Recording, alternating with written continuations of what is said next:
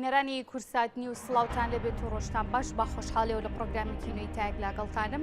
وەک هەمیشە هەوڵدەدەین گرنگترین بابەت و ڕووداوەکانی ڕۆژ بکەین باتەوەری سەرەکی بەرنامەکەمان لەگەڵ کەسانی پەیوەندیدار بە بابەتەکان گفتوگۆ بکەین دیارە لە ماوەی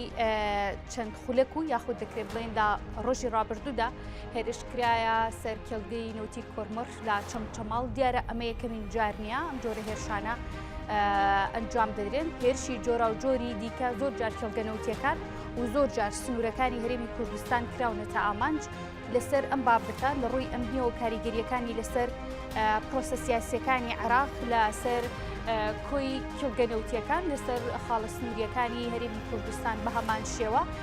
لەسەر کۆی پرۆسە سیاسیەکانی عێراق ئەم هێرشانە چ کاریگەریەکیان هەیە دەستگاکانی زانیاری و ئەمنی لە عێراق و لە هەرێمی کوردستاندا چۆن هەڵ ئەسەنگێندرێن چۆن ئەم بابەتانە بە هەندوەردەگیرێت پێشڕوودانی بابەتەکان و هێرشەکان ئاگداری ئەم جۆرە هێرشانە نین و بە شێوەیەکی گشتی دەستگا ئەمنی و زانیاریەکان لە عێراقدا ئاستیان چۆنا من لەسەر ئەم بابەتە میوانێکم دەبێت ڕاستەوخۆ لە بغاوە گفتوگوی زیاتر لەگەڵ ئەودا دەکەم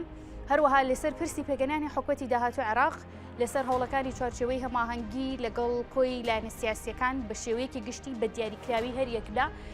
سونەکان و پارتی دیموکراتی کوردستان چۆن پێشوازی لە هەوڵەکانی چوارچێوەی هەماهەنگی شیعەکان دەکەن و مرجیان هەیە بۆ پێگەنانی ئەم حکومەتە نوێ هەریەکە لە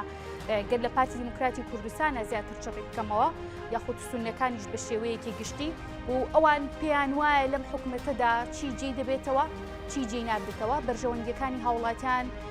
لە حکومەتی داهاتووی عێراقا چۆن هەڵ ئەسەنگێنرێن و پێشبینیەکانی پارتی دیموکراتی کوردستان بۆ حکومەتی داهاتووی عێراق چۆن دەبێت دیارە من لەسەر ئەم بابەتەیش میوانێکم دەبێت کارێکی پێشکەوتی پارتی دیموکراتی کوردستانە گفتوگوی زیاتر لەگەڵ ئەودا دەکەم وەڵامی پرسیارەکانم لە وەردەگرمەوە بەرلێ بچمە لای تۆڕە و میوانەکانم بە کورتی سەرنیشان دەخەمە لای چەند هەواڵێک فایق زێدان سەرۆکی ئەنجومەنی باڵای دادوەری عێراق پشتگیری لا بڕیارەکەی دادگای فیدراڵی دەکات لەبارەی یاسای نەوت و غازی هەرێمی کوردستان و دەڵێت یاساکە نادەستوریە فایق زێدان ئاماژەی بۆ ئەوە کردووە کاتێک دادگای فیدراڵی وردبینی کردووە لە سکاڵاکەی وەزارەتی نەوتی عێراق سەبارەت بە نەوتی هەرێمی کوردستان بۆی دەرکەوتووە کە وەزارەتی نەوتی عێراق خاوەن مافە و یاسای نەوت و غازی هەرێمی کوردستان دەستوری نییە هەر بۆیە دادگاکە لە بەرژەوەندی وەزارەتی نەوتی عێراق بڕیاری داوە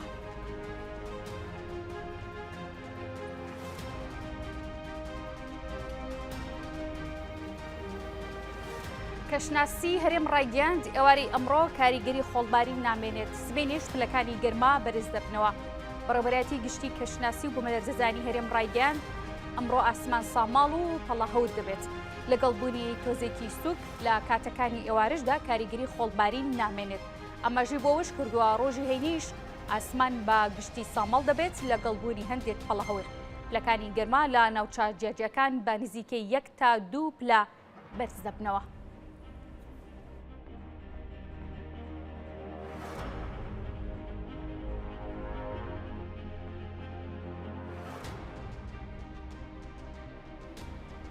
گەنجێکی کورد لە ڕێگەی چوون بۆ ئەوروپا لە شەڕی نێوان چەند کۆچبەرێکدا کوژرا دەستگای لوتکە لێۆنان باکوورسادنیزی ڕاگەیاند لە ڕێگەی چوون بۆ ئەوروپا و لە وڵاتی کۆزۆفۆ شەڕ لە نێوان چەند گەنجێکی کورد و عەرەبدا ڕوویدا و لە ئەنجامدا شەڕەکەدا 2 کۆچبەر کوژراون و چەند کۆچبەرێکی دیکەش بریندار بوون وتیشی یەکێک لە کوژراوەکان گەنجێکی تەمەن 31 ساڵی خەڵکی هەولێرە و هەوڵی تەواو بۆ گەڕانەوەی تەرمەکەی دەدەن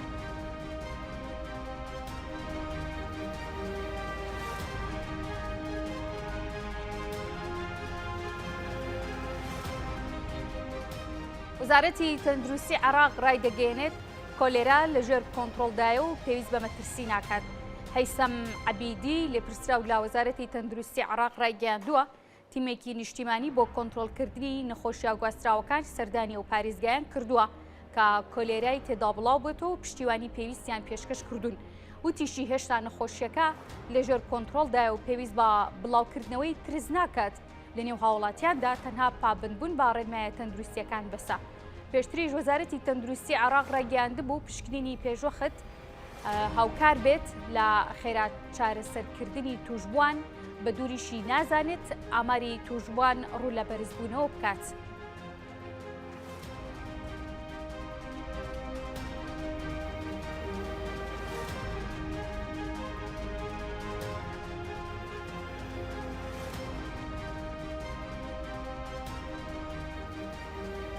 هاوسەرۆکی هەدەپا سەردانی دەمیرتاشی کرد و هەڵوێستی پارتەکەیشی لەبارەی گۆشەگیرکردنی ئۆجەلان ڕایگەیاند. میتحات سەنجار هاوسەرۆکی پارتی دیموکراتی گەلان هەدەپا لە زیندانی ئەدێرنا سەردانی سەلاحەدین دەمیرتاش هاوسەرۆکی پێشووتری پارتەکەی کرد و دواتریش ڕایگەیاند هەڵوێستی دەمیرتاش و هەدەپا لەبارەی ڕووداوە سیاسیەکانی تورکیا هەمان شتە و وەک ئەوەی دەوترێت هیچ دابڕانێک ڕووینەداوە. لەبارەی دەنگۆی کۆتایی هێنان با گۆشەگیرکردنی عەبدوڵڵا ئۆجەلان و سەردانیکردنی سانجار وتی لەگەڵ هەر یەک یاخود لەگەڵ هەر نزیکبوونەوەیەکی هەڵبژاردن ئاکپارتی بەم هەنگاوانە هەوڵی نزیکبوونەوە لە هەدەپە دەدات و پێیان وایە هەڵوێستی هەدەپا بەم هەنگاوانە دەگۆڕێت. ئاماژەی بۆەوەش کرد گۆشەگیرکردنی ئۆجەلان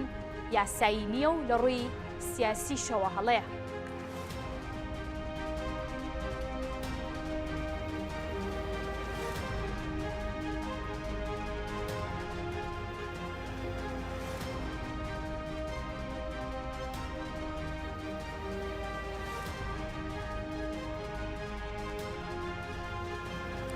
بەڵێ دیارە پرسی پێگەنانی حکوومەتی داهاتووی عێراق و ئەو چقبەسویی لە ئامساتی هەڵبژاردنەکانەوە واتە لە مانگی دەی 2021ەوە کە بەردەوامی هەیە تاکو ئێستا هیچ گۆڕانکارێکی ئۆتۆی بەخۆی نەبینیوە کە بە ئامانجی چارەسەرکردن و نهێشتنی چقبەستویەکە بێت تەنها کشانەوەی کوتلەی سەدری لە ئەنجومەنی لێنەرانی عێراق نەبێت کە ئەمە یەکێک بوو لەو مفاجئە چاوەڕوان نەکراوانەی کە ڕوویاندا لە سەکۆی سیاسی و مەیدانی سیاسی عێراقدا. من لەسەر ئەم بابەتە و لە ئێستا دەکە تۆپەکە لە ساحەی شوارچێوەی هەمانگی شیعەکاندایە بۆ پێگەنانی حکوومەتی داهاتووی عێراق و ئەو دەست پێشخەری و دانوستان و سازانی کە لەگەڵ حیزبە سیاسیەکان بە شێوەیەکی گشتی بە تایبەت لەگەڵ سوننەکان و پارتی دیموکراتی کوردستان وا بڕیارە وردەوردە دەست پێ بکات. پارتی دیموکراتی کوردستان چۆن لەم هەنگاوانە دەڕوانێت و ئایا بشێوەیەکی گشتی پارتی دیموکراتی کوردستان لە پێکهێنانی حکوومەتی داهاتووی عێراقدا و لەم حکوومەتە نوێیەدا مەرجێکی دیاریکراوی بۆ چوارچێوەی هەمانگی شیعەکان هەیە بۆ بەشداریکردن لە حکوومەت. هەڵوێستی داهاتووی پارتی دیموکراتی کوردستان بە شێوەیەکی گشتی چی دەبێت؟ من لەسەر ئەم بابەتە میوانێکم دەبێت گفتوگوی زیاتری لەگەڵدا دەکەم بەڕێز عەدنان گەردی کە بەڕێزیان کاتی پێشکەوتی پارتی دیموکراتی کوردستان ڕاستەوخۆ لە هەولێرەوە میوانی من دەبێت کاک عەدنان سپاس بۆ ئامادەبوونت. بەر لەوەی بچمە ناو کڕۆکی بابەتەکە بە شێوەیەکی گشتی دەمەوێت جنابتان هەم وەکو کادرێکی پێشکەوتی پارتی دیموکراتی کوردستان هەم وەک چاودێرێکی سیاسیش سەرنجی ئێوە بزانم لەم پرۆسە سیاسیانە و ئەم چقبەستویە سیاسی کە لە عێراقدا هەیە.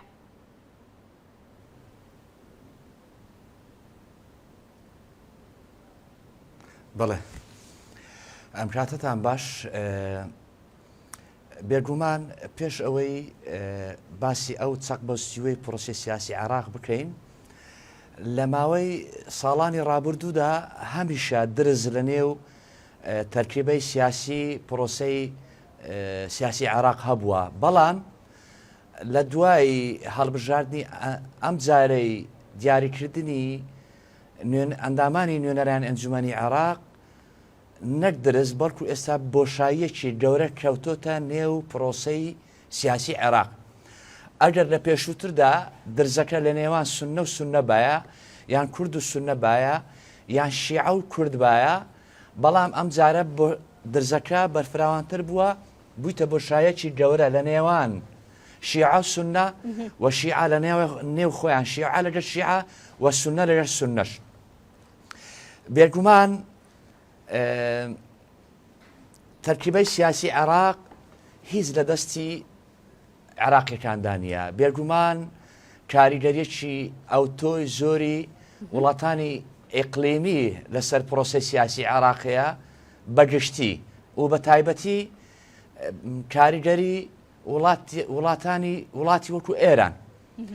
ناینە ناوڕۆکی ئەم وردەکاریە چونکە زۆر شرۆڤەکارانی سیاسی و ئەوانەی کە پێشببینی پرۆسی سیاسی دەکەن زۆر قسەیان لەسەر ئەمە کردووە بەڵام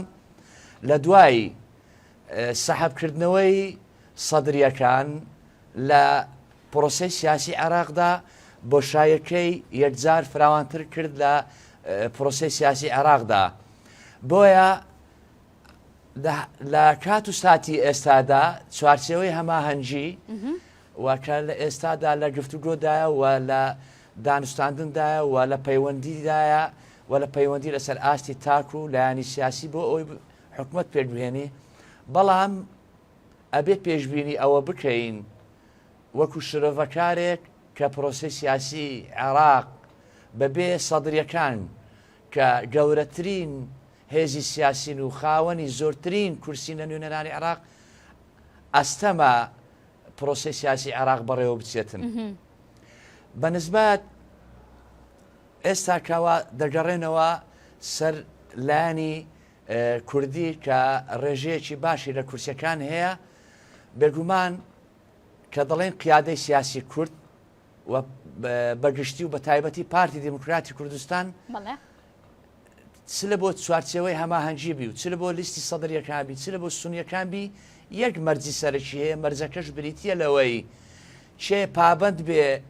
بە جێبەجێکردنی یەکە بە یەکێ بڕگەکانی دەستور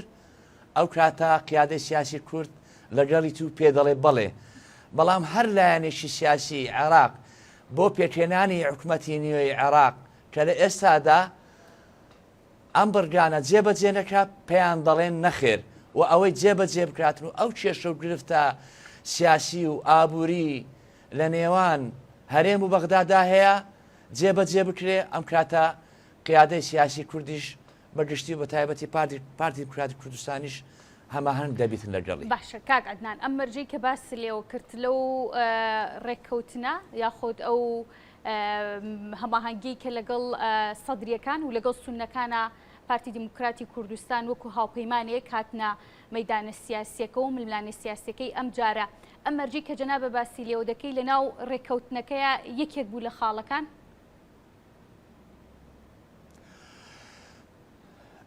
بەڵێ پێم وایە ڕوون و ئاشکرا بوو کە یەکەم دانیشتن و پێش یەکەم دانیشتنی دوای هەڵبژاردننی ئەنجومەنی نوێنەرانی عێراق یەکەم داواکاری پارتی دیموکراتی کوردستان لەو ئیتیفاقە سێقۆڵیەی هەلبووسی و سەدرەکان و پارتی دیموکراتی کوردستان بریتی بوو لەوەی ئەبێ پابند بین بە جێبەجێکردنی دەستور هەرچەندە دەستوری عێراق کەم و کوڕی تێدایە بەڵام لە ئێستادا بۆ هەرێمی کوردستان ئەم بڕگانە جێبەجێ بکرێ لە بەرژەوەندی هەرێمی کوردستاندایە بڵێ یەک لەو خاڵانەی کە پێداگیر بوو و پارتی ڕێککەوتنی لەگەر سەدرەکان و هەلبووسی کردبوو سونەکان بریتی بوو لەوەی کە بڕگەکانی دەستور جێبەجێ بکرێت بەڵێ لەم ڕێککەوتندان بەدڵنیاوی تێدا بوو باش هەر لەسەر پرسی ئەو مەرجە کاک عەدنان کە خۆت پێشوەختە ئەم بابەتەوە باس کرد دیارەیەکێک بوو لە پرسیارەکانم کە لە دواتردا ئاراست بکەم لە ئێستادا زۆر دەنگۆ هەیە کە پارتی دیموکراتی کوردستان بەرجی دیکەی هەبێت بۆ حکومەتی داهاتوو بە شێوەیەکی گشتی کە هەر یەک چوارچێوەی هەماهەنگی شیعەکان لە ئێستادا حکومت پێک دەهێنن هیچ مەرجێکی دیکە لەلایەن پارتی دیموکراتی کوردستانەوە لە ئارادایە بۆم حکومەتە نوێ و بۆ چوارچێوەی هەماهەنگی بۆ دانوستان و گفتوگۆکردن بەڵێ من ببوورە ئەم وەکو شرۆڤەکارێکی سیاسی قسە دەکەم بە حکمی ئەوەی ماستەرم لە کۆمەڵناسی هەیە نەک وەکو تەبێژی پارتی دیموکراتی کوردستان ئێمە تەحلیلی عادەسەکان دەکەین کە چی دەبێت چی نابێ پارتی و تەبێژی خۆی هەیە و مەکتەبی سیاسی خۆی هەیە و بڕیاری خۆی هەیە ئەمان لەم لایە بەڵام ئەوەی کە لە ڕابردوودا پارتی دیموکراتی کوردستان ئەم وردەکاری و دیتەڵانی کە هەیە ئەوەی کە ئێمە شی دەکەینەوە کە ئەوەی ئێمە گوێبیست دەبین کە ئەوەی ئێمە زانیتمان هەم لە ڕابردوو هەم لە ئێستادا مەرجی پارتی دیموکراتی کوردستان ئەوە نییە تەنها ڕێککەوتن لەگە سەدرەکان بکە یان ڕێککەوتن لەگە چوارچێوەی هەماهەنگی بکە یان ڕێککەوتن بە تەنیا ڕێسوونەکان بکە مەرجی پارتی دیموکراتی کوردستان بە هاوکاری و هەماهەنگی لایەنە سیاسەکان لە هەرێمی کوردستان بریتیبی لەوەی کە مافە دەستوریەکان پارێزراو بێ و بردەکانی دەستور جێبەجێ بکرێ و چیتر ئەم ئازار و مەینەتێ بە سەهر هەرێمی کوردستان دانینن لە پاڵ و لە پەنا یاسا و دادگای فیدرالی ئەم کارانە چیتر دووبارە نەبێتەوە کە دیتمان لە ماوەی ڕابردوودا دادگای فیدرالی عێراق لە پەنای یاساوە زۆربەی خاڵەکانی دەستوری پێشێر کردو و چەندین بڕیاری هەڵەیدا و لە بەرژەوەندی هەرێمی کوردستاندا نەبوو بۆیە تەنیا یەک مەرجەکەش بریتە لە جێبەجێکردن و پابند بوون بە دەستوری عێراق فیدرال. باش ئێوە پێشبینیتان بۆ حکومەتی داهاتوو بۆ ئایندەی عێراق چی دەبێت لەم حکومەتە نوێیە؟ بەڵێ زۆر ئەستەما وەزعی سیاسی عێراق لە قەیرانێکی قوڵدایە و قەیرانیش ڕێژەییە زۆر قەیران هەیە قابل بە چارەسەرە و گفتوگوۆیە بەڵام قەیرانی ئەمجارە زۆر قوڵە یعنی ئەوەی کە جەنابەت باست کرد لە پێشەکی بەرنامەکە کە مفاجە ئەبوو سەدرریەکان سەحبیان کردەوە نەخێر مفاجە نەبوو من لە کەناڵەکانی ڕاگەاندن یەک لە کەناڵەکان باسم کرد کە سەدرریەکان نانوێ چیتر ئەو دەسەڵاتەی پێشوو کە لە عێراق حکومڕانی کردیە تەنسیقکە لە گەریان و پێشتریش هۆشداریدا کە سەحب دەکاتەوە لە پەرلەمانی عێراق بۆیە بەبێ سەدرریەکان پێکێنانی حکومەتی نوێ عێراق ئەستەمە یەک ئەوە ئەگەرەکیان کەواتە دەبێتە جولاندنی شەقام لەلایەن سەدرریەکان ئەگەری دووەم بریتیوی لەوەی کە هەڵبژاردنێکی نوێ پێکهاتەیەکی نوێ سیاسی پرۆسەیەکی نوێ سیاسی لە ڕێگای هەڵبژاردن لە نوێنەرانی عێراق دیاری بکرێ بە سەرپەرشتی نەتەوەیەکە یەکگرتوەکان و وڵاتانی زەلهێز ئەگەری سێم بریتیە لەوەی کە ئەگەرێکی لاوازە بە بەشداری سەدرریەکان و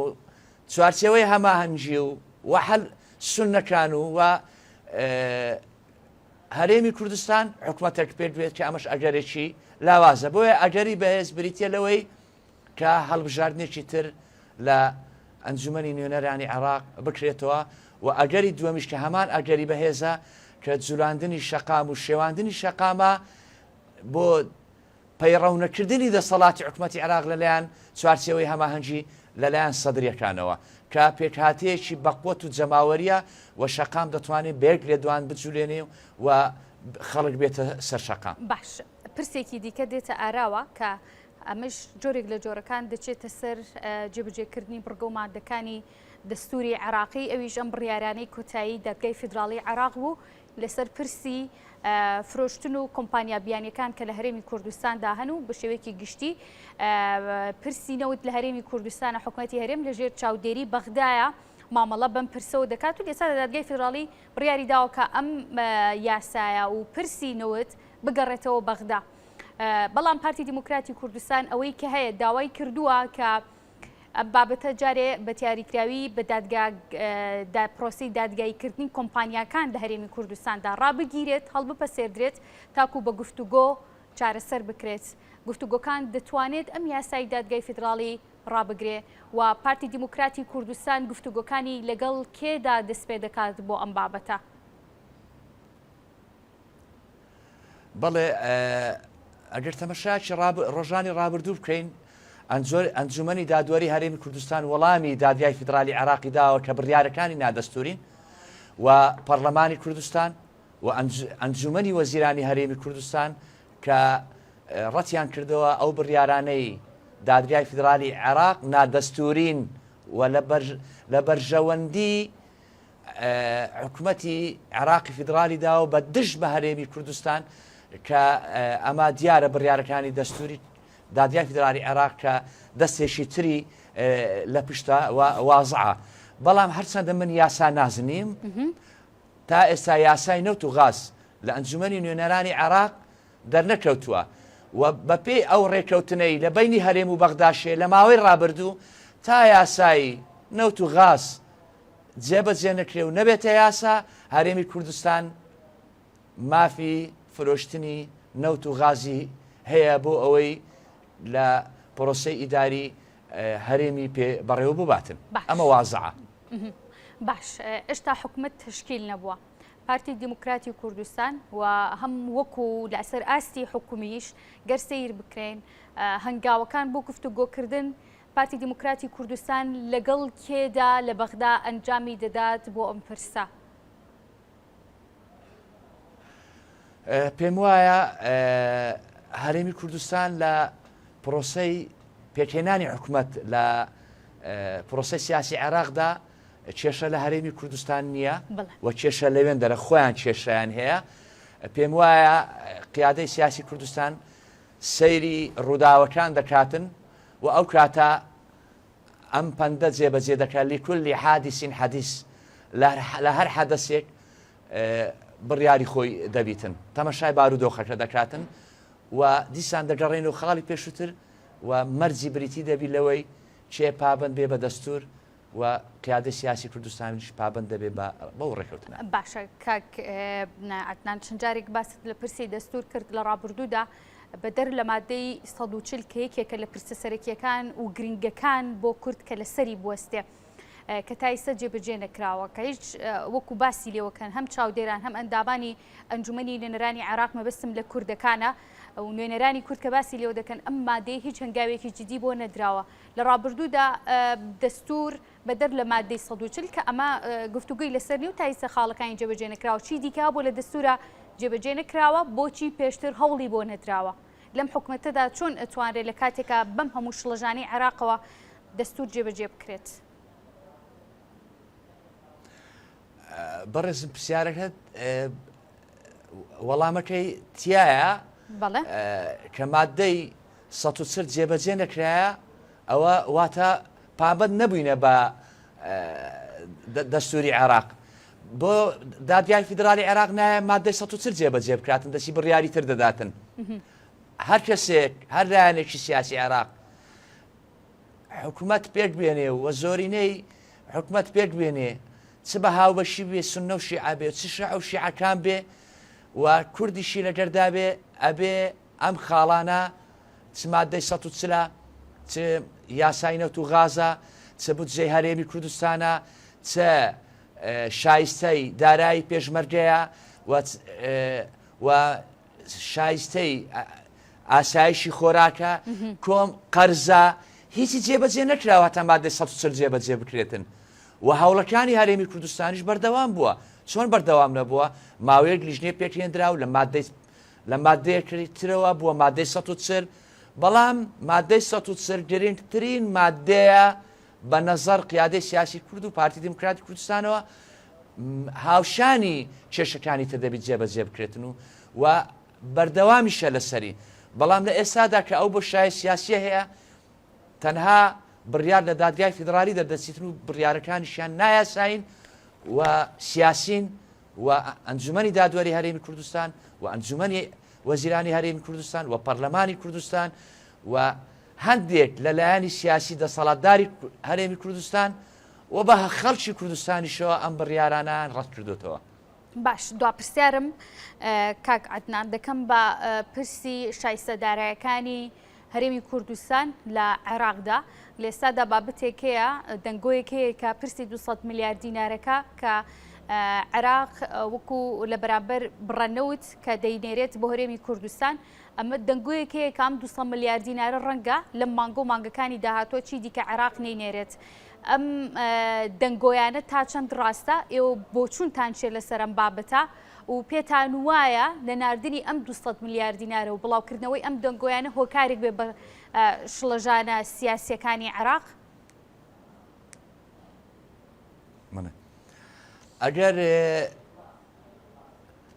ئەگەر ئازادیەکی ڕەهابە هەبایە لە ئیدارەی بەغدا تەمەشای سەرمێز و ئەرشیفەکانی وێندەر بکەیت پڕە لە ڕێکەوتن و هیچ ڕێکەوتنیشیان جێبەجێ نەکردووە ئەوان و ئەگەر جێبەجێشیان کردی بکەم کوڕیەوە جێبەجێیان کردیە ئەوان خێر بە هەرێمی کوردستان ناکەن. هەرێمی کوردستان بە بڕینی بودجە و موچەی هەرێمی کوردستانەوە لە 2014 کە ئێستا ساڵی 2022 توانیتی پرۆسە ئیداری هەرێمی کوردستان بەڕێوە بباتن بەڵام ئەم سەبارەت بەم پارەیە ئەوان ڕێککەوتنیان کردیە و ئەبێ بەردەوام بنێرن بەرام تا مانجر دەینێرن 4 ناینێرن 4 دەینێرن 8 ناینێرن ئەمە دەگەڕێتەوە سەر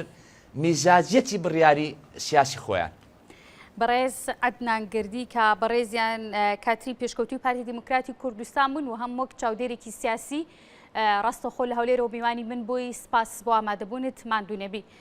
دەرابن بابەت و تەورێکی دیکەشمە بێت کە ئەمڕۆ تشکی خەمە سەر ئەویش دەزانین لە نێو تەواوی پرۆسە سیاسیەکانی عێراق شڵژانە ئابوووریەکان سیاسیەکان کۆمەڵایەتیەکان ناکۆتیە حیزبیەکان کە بوونی هەیە ناوبەناو شڵەژانی ئەمنی دەبینین کە لە ڕابردووشدا بەداخەوە عێراقیکێت بووە لە مەیدانی ئەو ناکۆتی و ئەو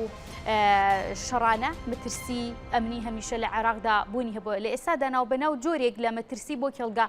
نێوتیەکانیش دروست بووە لە عێراق لە هەرێمی کوردستان هۆکارەکەی بۆچی دەگەڕێتەوە دەستگا ئەمنیەکانی عێراق چۆن هەڵ سەنگاندنیان بۆ دەکرێت لە کاتێک هێرشێکی لەم جۆرە دەکرێت چۆن پێشوەختە ئاگادارنین لە هێرشێکی لەم جۆرە لە مەترسیەکی لەم جۆرە چ لە سەرانسەری عێراقا بێت چ لە هەرێمی کوردستانە بێ من لەسەر ئەم بابەتە میوانێکمە بێ ڕاستەوخۆ لە بەغاوە بەڕێز ئیخلاس دلێبی کە بەڕێزیان ئەندامی ئەنجومەی نوێنەرانی عێراق و ڕاستەوخۆ لە بەغدادەوە میوانی منن خاتو ئیخلاس سپاس بۆ ئامادەبوونت سەرنجی جەنابت دەمەوێت بزانم لەسەر ئەم هێرشە ناوبەناوانەی کە دەکرێتە سەر کێڵگا نەوتیەکان لە بەتایبەتی لە سنوورەکانی هەرێمی کوردستاندا ئێوە هۆکارەکەی بۆ چیە گەڕێنەوە؟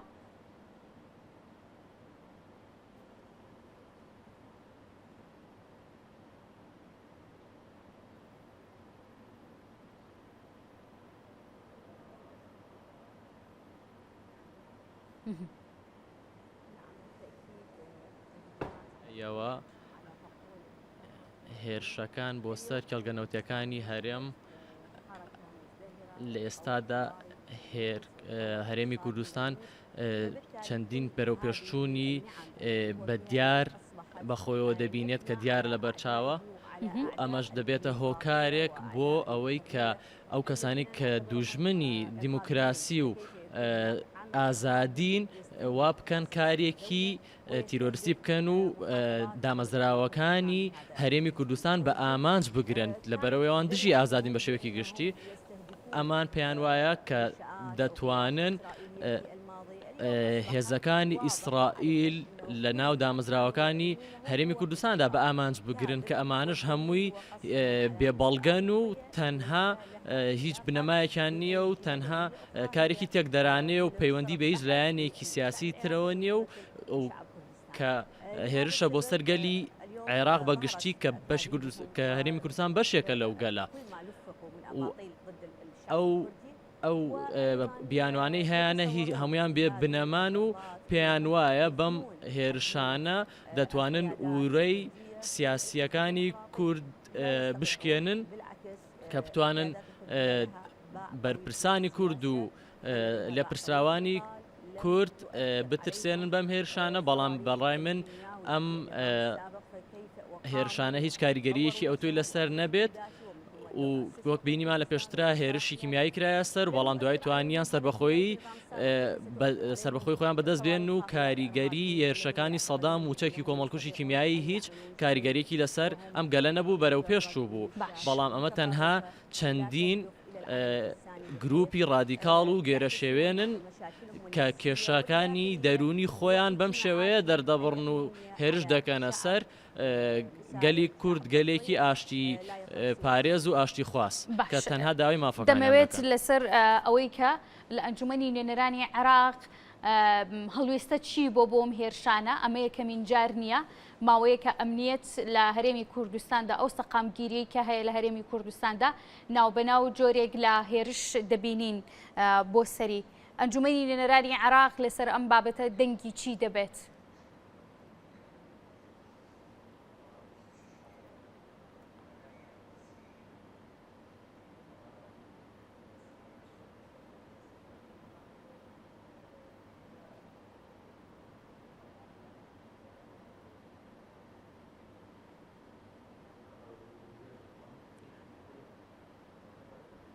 قصدك الهجمات التركية؟ لا مو هجمات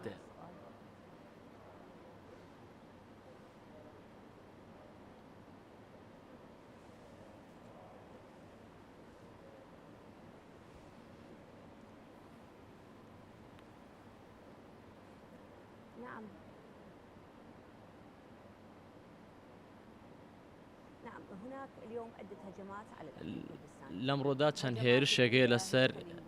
هەرێمی کوردستان با بڵێن بەشی یەکەمی هێرشەکان لەلایەن داعشەوە بووە و ئەو ناوچانە بە ئامانگیراوە کە لە نێوان هەرێمی کوردستان و حکوومەتی عێراقدایە و بۆشایەکی ئەمنی تێدایە و هیچ هێزێکی هاوبەشی تێدا نیە لەلایەن هەردوولاوە سنوورەکە بپارێزێت. بەڵام بەشی دووەمی هێرشەکان هێرشی گروپە چەکدارەکانە کە ئێمە تەنها و میلیشاکانە کە ئێمە پێمان وایە زۆر جیاواز نەبێت لە هێرشانی کە داعش دەکەنە سەر هەرێمی کوردستان وەرە و ئەوە دەزانین ئەمە لە کاتێکدایە کە حکوومەت ئاگاشی لەم هێرشی میلیشیانەیە بەڵام ناتوانێت هەرێمی کوردستان بپارێزێت لەم هێرشانە لەبەرەوەی ئەوان کەسانێکن جۆ لە کەس ناگرن و توانیوانە هێرش بکەنە سەر ماڵی سەرۆک وەزیران و ماڵی سەرۆکی ئەنجومەنی نوێنەرانیش بۆیە ئەگەرمان نەتوانن خۆیان پارێزن چۆن دەتوانن هاوڵاتیان و گەلەکەی بپارێزێت و لە ئێستاشدا چەندین هێرشی تریشمان هەیە کە هێرشەکانی تورکایە دەکەوێتە سەر هێرش دەکاتە سەر سەروەری عێراق و بە بیانووی ئەوەی کە پارتی کرێکارانی کوردستان لەو ناوچانن و ئەوەشی کە باجەکەی دەدات تەنها گەلی کوردستانە و گەلی هەرێمی کوردستانە و کە ناتوانێت هیچ شتێ بکا بەرامبەریان بۆیە لەسەر حکوومەتی ناوەندی پێویستە کۆتایی بە فایل و کەیسی پارتی کرێکارانی کوردستان بێنێت لە عێراقدا و بۆ ئەوەی هیچ بیانوەیەک بۆ تورکیا نەمێنێت تا بتوانێت سەروەری عێراق تێبشکێنێت و تەنها تورکیا بۆ ناوەستێ هێرش بکات و لەبەرەوەی نیازی هەیە تەنانە بێتەوە بۆ ناو مووسڵ و ناوچەکانی تریش بە ئاماژ بگرێت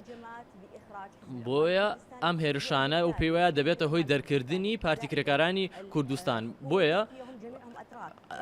پارتی کرێکارانی کوردستان و تورکیاش هەردووکیان لە سنووری دەوڵەتێکان کە تورکایە و هیچ پەیوەندی بە ئێمەوە نییە بۆیە عێراق بۆ خۆی تازە بەم دوایانە لە شەڕی داعشاتە دەرەوە بۆ خۆی لە وەسعێکی ناسەقامگیردایە بۆیە ئەم هێرشانە لەگەڵ هێرشەکانی داعش و هێرشەکانی تورکیاش و کارێک دەکات کە سەقامگیری ناوچەکە تێک دەکات و کاریگەری دەبێت لەسەر دەوڵەتی عێراق و کاریگەری دەبێت لەسەر سەروەری دەوڵەتەکە و پارێزراوی هاوڵاتیەکانی. باش پرسیارە سەرەکیەکە ئەوەیە لەم ئانووساتەیە لەم شڵەژانە و چەقبەستویە سیاسی کە لە عێراقا هەیە ئەم هێرشانە بۆ دەکرێت ناکۆکیە سیاسیەکانی عێراق بە دەرفەت وەرگیراوە پێتان وایە کە ئەم بابەتە بە دەرفەت وەرگیرا بێ بۆ ئەوەی نێرانی عێراق نێرانی هەرێمی کوردستان هێرشەکانیان بۆ کێڵگەنەوتیەکان و بۆ سەروەری خاکی عێراق و هەرێمی کوردستان زیاد بکەن؟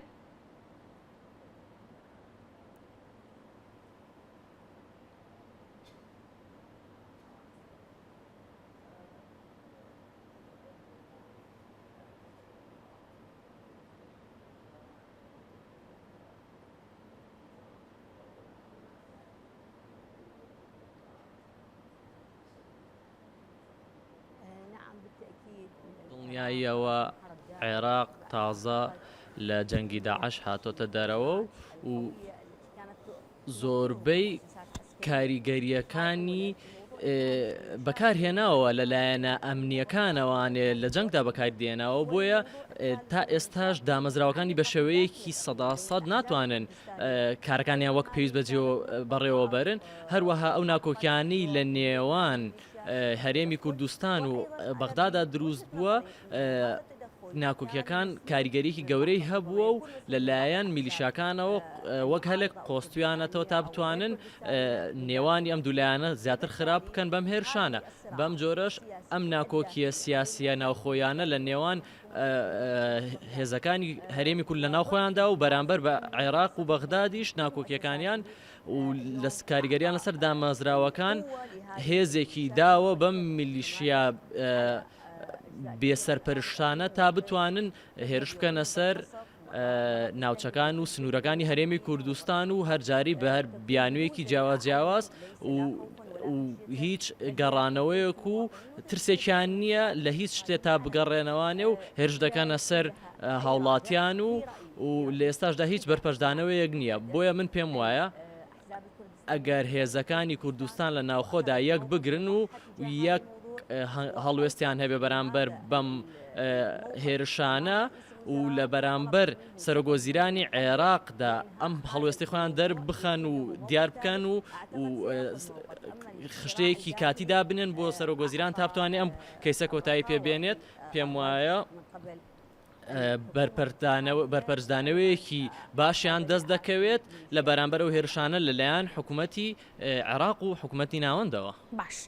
دەستگای ئەمنی و زانیاریەکانی عێراق چۆن هەڵسەنگاندنیان بۆ دەکرێت لە کاتێکا چەند جارێکە کە ئەم هێرشانە دووبارە دەبنەوە لە ڕابردووش تا وەکو خۆشت لێەوە باس کرد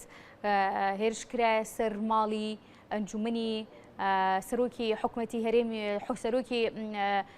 حکوومەتی عێراق یعنی ئەمانە چ کاریگەریەکیان هەیە و بە شێوەیەکی گشتی دەستگا ئەمنی و زانیاریەکان ئێوە چۆن هەڵسەنگاندنیان بۆکەن چۆن هێرشێکی لەم جۆرە دەکرێت بەبێەوەی ئاگداری بن پێشوەختە.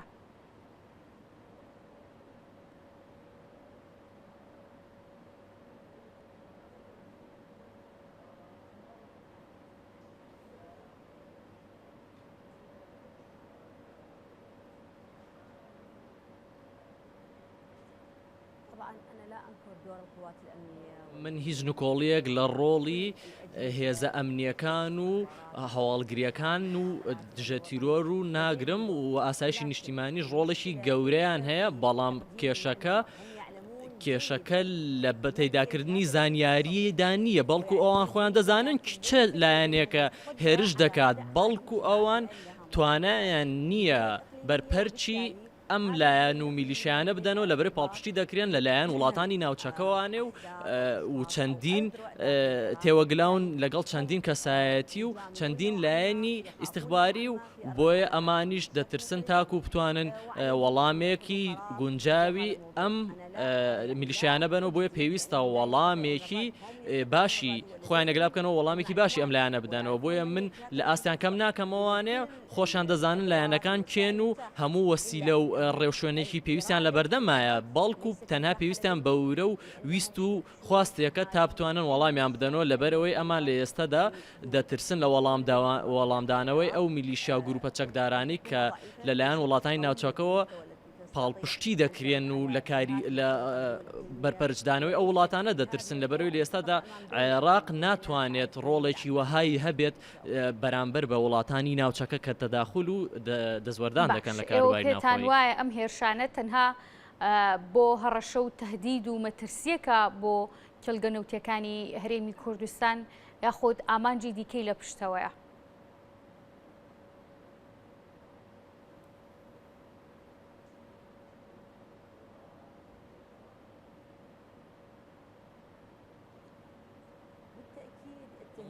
ەوە ترساندن تەنها تاکە ئەجندای ئەم هێرشانە نییە بەڵێ من پێم وایە ئەم کاریگەریە نەریەنی کە بەجیان هێشتووە لەسەر شەقامی کوردی و عێراقیش بۆ ترساندن تۆقاندنی هاوڵاتیان تاکەشت نییە و ئەجندای تریان لە پشتەوەی بەڵێ بێگومان ئەم لایەنە چەندین ئاراستە و چەندین لایەنیان لە پشتەکە ئاراستەیان دەکرێت و پشتیان دەگرن و تەنانەت لە ئێستادا میلیشاکانیش لە ناو خۆیاندا چەندین لقیان لێبۆتەوە و هەندێکیان پاڵپشتی هێرشەکان دەکەن و هەندێکی تریشیان نایانەوێ هێرشەکان بەم جۆرە بێ بەڵام لە کۆتاییدا هەمان ئەجندایان هەیە لەبەرەوەی ئەوان پێیان وایە ئەگەر لە حاڵەتێکدا هەرێم لەگەڵ دەوڵەتانی دەوروپشتی هەرێم لەگەڵ هەرێمدا بگەنە ڕێککەوتنێک ئەم بەشەی تری میلیشاکان پێیان وایە کە هیچ ئامانجێکیان و هۆکارێ نامێنێت تاکو هێرش بکەنە سەر هەرێمی کوردستان. باشە دەمەوێت بچمە سەر بڕیارەکەی دادگای فیدراڵی لەسەر پرسی نەوتی هەرێمی کوردستان و فرۆشتنی و هەروەها کۆمپانیا بیانیەکانی کە لە ناو هەرێمی کوردستاندا کاری تایبەت بە وزە و نەوت ئەکرد. ئەو بڕیارەکە چۆن هەڵسەنگاندنی بۆ دەکەن و بەرئەنجامی ئەم بڕیارە چی لێ دەکەوێتەوە بە جێگیرکردن و چەسپاندن و جێبەجێکردنی و لە حاڵەتێکیشدا کردوانرا بە دانووسان و مفاوزات و گفتوگۆکردن بڕیارەکە جۆرێک لە ڕاگرتن یا دواخستنی تێدا بێ.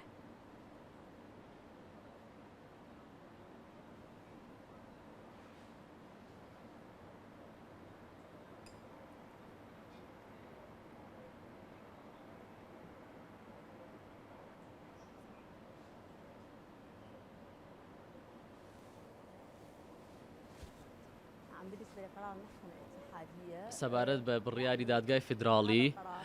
ئەم بڕیارە لەم کاتەدا بڕیارێکی زۆر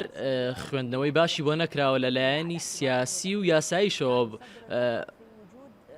لە کاتێکدا کە هەرێمی کوردستان نەوت دەنێرێت و بیرینەوتیە بۆ تەنان لە سەردەمی ڕژێمی پێشوشدا بەڵام هەرێم بەردەوام بوو لە هەڵکاندنی بیری نوێی نەوت و ئاگاداریشان هەبووە سەرۆکی کۆمار و سەرۆکوەزیرانیش کە ئەمە ژۆک و ڕێگەپێدانێ بووە لەسەر لە ئاستی عێراقەوە بۆیە من پێم وایە ئەم بڕیارە هۆکاری سیاسی لە پشتەوەیە و لەبەرەوەی عێراق هەرێمی کوردستان لە ساڵی 2007دا یاسای نەوتوخاسی هەیە و یاسایەکی داڕێژراوە کە کاری بە دوواداچوون و توێژینە لەسەر نەوت و چۆنێتی فرۆشتنی و مادەیەکی ڕاشکاوی تێدایە لە کاتێکدا هەرێم و حکومەتی ناوەند گەشتنە ناکۆکیەک سەبارەت بەو یاسایانە لەو حاڵەتەدا یاساکانی هەرێمی کوردستان سەروەر دەبن لە بەرامبەر یاساکانی عێراقدا بەڵام دادگای فیدراڵی ئەم یاسایەی هەڵوەشاندۆتەوە و کە ئەمەش کاریگەرێکی نەرێنی لەسەر هەرێمی کوردستان و حکوومەتەکەی دروست کردووە لێستاشدا چەندین دەستپێشکەری هەیە لەلایەن هەردوولاوە بۆ چارەسەردنی کێشەکە من لەگەڵ وەزیری لێدوانێکدا لەگەڵ وەزیری نەودا ڕایگەیان کە کار دەکرێت بۆ ئەو زیادکردنی بەرهەمی ڕێژەی بەرهەمی هەرێمی کوردستان لە ڕێگەی حکوومەتی ناوەندیەوە بەڵام من پێم ڕاگەیان کێشەکە لە بڕی ناردنەدەرەوەی نەوتی هەرێم دانیە بەڵکو هەرێمی کوردستان لێستەدا هێلاکم چەندین شەهیدیان هەبووە و بە شەیدانی هەڵەبجە و شەیدانی ئەنفالیشەوە تاکو ئێستا یاسایەکی باشدا نەندراوە و کە بتوانێ مافەکانیان دەستەبەر بکات و لەبەر ئەوەش نابێ ئێمە یاساکانیان پێشەل بکەین یاسا دەستوریەکانیان مافە دەستوریەکانیان پێشەل بکەین لە چوارچێوەی عێراقدا و ڕەنگە لە داهاتوودا وا بکەین ئەمە بێتە هۆی کارێک کە هەرێمی کوردستان ئەم یاسایی خۆی هەڵوەشێنێتەوانێ لەبەرەوە ئێمە زیاد دەرچوونە لە یاساکانی دەستور بۆیە لە ئێستاشدا ڕێگەکانی ناردنەدەرەوەی نەوتی هەرێم بەردەوام دەبێت لەلایەن خۆیانەوە وایە تاکو ئەم کاتەش گفتوگەکان لەگەڵ حکوومەتی ناوەندیدا بەردەوامە و عێراق کە ڕایدەگەیەنێت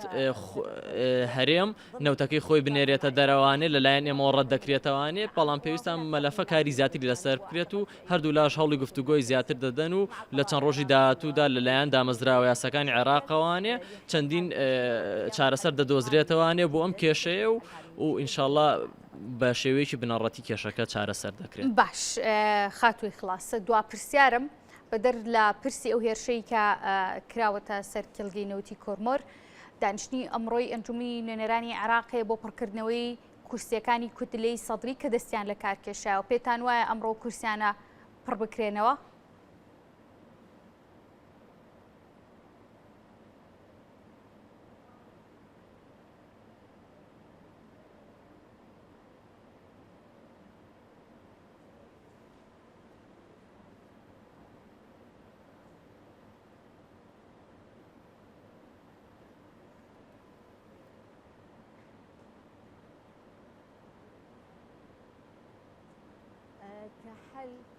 وەک چارەسەرێک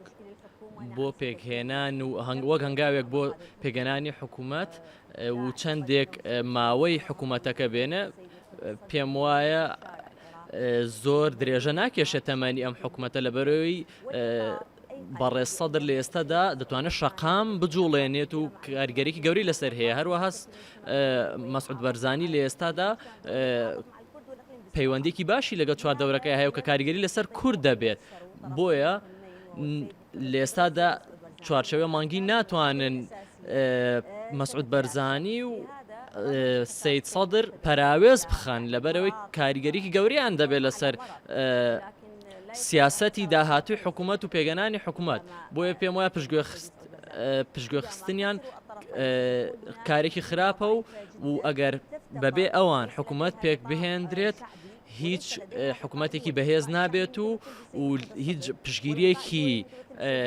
نەتەوەیی نابێت و هیچ پشگیریەکی دووەلیشی نابێت لەبەرەوەی شەقام لەلایەن سەدرەوە بەڕێوە دەبرێت و پەیوەندەکانی دەرەوە مەسعود بەرزانی پەیوەندێکی باشی هەیە بۆیە پێویستە دانیشتن بکرێت چوارچێوەش ڕایگەیاندووە و دانیشتووە لەگەڵ پارتی دموکراتی کوردستاندا کە لە هیچ پۆستێکە بەبێ ئەوان و بەبێ مشاوەرەکردن و گفتوگۆ لەگەڵ ئەواندا هیچ پۆستێ دیاری ناکەن و پێم وایە حکوومەتی نوێ پێک دەێنرێ بەڵام بۆ ماوەی ساڵە یاخود ساڵ و نیوە بەردەوام بێ و تەمەنی زۆر نابێت. پرسییم کە کورسیەکانی کوتلەی سەدری ئەمڕۆ پڕەکرێنەوە؟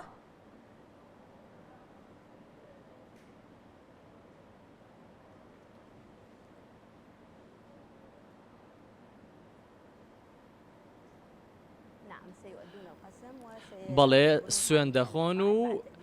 و لە دوای سوێن خواردن کورسیەکان پڕ دەکرێتەوانێ و لە دوای سوێن خواردنەکەش لە دوای ماوەیەکی تریش کۆبوونەوەکە دەبەسترێت و نزیکەی 55 کورسیە و دابەش دەکرێت و لە نێوان کوتلەکاندا دابەش دەکرێتەوانێ وەکو